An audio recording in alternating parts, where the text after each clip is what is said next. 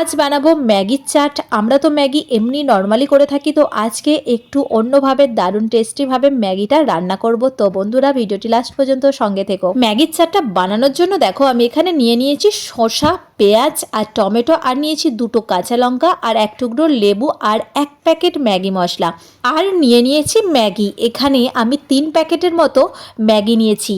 চলো প্রথমে সমস্ত সবজিগুলোকে, শসা, পেঁয়াজ, টমেটোগুলোকে কেটে নিই। আর এই যে দেখো খুব ভালো করে কিন্তু কেটে নিয়েছি। আর এখানে ঝালটা যে যার পরিমাণ মতো দিয়ে দিতে পারো। এরপর একটা কড়াইয়ের মধ্যে বসিয়ে দিলাম জল, আর জলের মধ্যে একটু লবণ দিয়ে দিচ্ছি। আর এরপর জলটা গরম হওয়ার জন্য ওয়েট করব। আর গরম হয়ে গেলেই এর মধ্যে দিয়ে দেবো ম্যাগিগুলোকে। এখানে ম্যাগিটা কিন্তু একদম ভেঙে দেবো, একটু টুকরো টুকরো করে ঝুড়ো ঝুড়ো করে দেবো। ম্যাগিটা তো সেদ্ধ হতে খুবই কম সময় লাগে, আর এখানে জলের পরিমাণটা একটু বেশি দিলে ম্যাগিটা সেদ্ধ হলেও কিন্তু একদম ঝুরঝুরো থাকবে।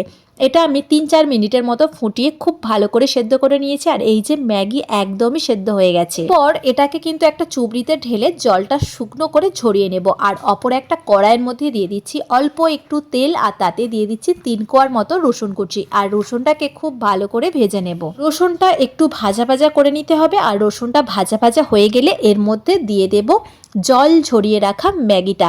আর ম্যাগিটা বন্ধুরা দেখতেই পাচ্ছ যে কতটা পরিমাণ ঝুরঝুরে হয়েছে। আর ম্যাগিটাকে আমি এর মধ্যে দিয়ে 2-3 মিনিটের মতো ম্যাগিটা নেড়ে নেব। আর এই পর্যায়ে দিয়ে দেব 1 প্যাকেটের মতো ম্যাগি মশলা। ম্যাগি মশলাটা দিয়ে ম্যাগির সঙ্গে খুব ভালো করে মিশিয়ে নেব। খুব বেশিক্ষণ এটা নাড়ার কোনো দরকার নেই। আমি টোটালি 3 মিনিটের মতো এই ম্যাগিটাকে কড়াইয়ের তেলের মধ্যে নেড়ে রান্না করে নেব। আর এটা নাড়া হয়ে গেলে এটাকে কিন্তু নামিয়ে একটু ঠান্ডা করে নেব। খুব বেশি ঠান্ডা করব না, একটু ঠান্ডা করে নেব। আর এখানে একটু পরিমাণ মতো লবণ অ্যাড করব। যেহেতু জলে লবণ দেওয়া ছিল তাই লবণটা বুঝে সুঝে এখানে অ্যাড করে দিতে হবে। এরপর ভালো করে মিশিয়ে নিয়ে আমি এটাকে নামিয়ে সাইডে রেখে দেব। আর এটাকে একটু ঠান্ডা করে নেব। আর বন্ধুরা দেখতেই পাচ্ছ যে ম্যাগিটা কিন্তু অনেকটা পরিমাণে ঝুরঝুরে আছে। এরপর এর মধ্যে দিয়ে দেব কেটে রাখা শসা কুচি, আর দিয়ে দেব পেঁয়াজ কুচি, তারপর টমেটো কুচি, আর দেব ধনেপাতা কুচি, কাঁচা লঙ্কা কুচি। এখানে একটু ঝালটা বেশি দিলেই বেশি টেস্টি হয়, যেহেতু আমি বাচ্চার জন্য করছি তাই এখানে ঝালটা একটু কম দেব। তারপর এর মধ্যে দিয়ে দেব হাফ লেবুর রস। এই লেবুর রসটা দিলে কিন্তু এটা খেতে দারুণ লাগে।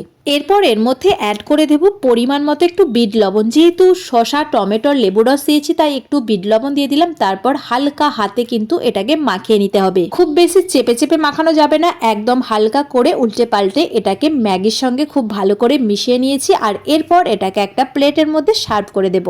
একদমই কিন্তু রেডি হয়ে গেল আমাদের দুর্দান্ত স্বাদের ম্যাগির চাট। তো আজকের এই ভিডিওটি কেমন লাগলো তা কিন্তু অবশ্যই কমেন্টে জানিও। ভালো লাগলে লাইক, কমেন্ট, শেয়ার করে পাশে থেকো। আর রোজ রোজ একইভাবে না বানিয়ে এইভাবে মাঝে মাঝে বানালেও কিন্তু মন্দ হয় না। তো ভিডিওটি দেখার জন্য সকল বন্ধুকে জানাই অসংখ্য ধন্যবাদ। সকলে ভালো থেকো, সুস্থ থেকো। আবার ফিরে আসবো অন্য কোনো এক রেসিপি নিয়ে। টাটা।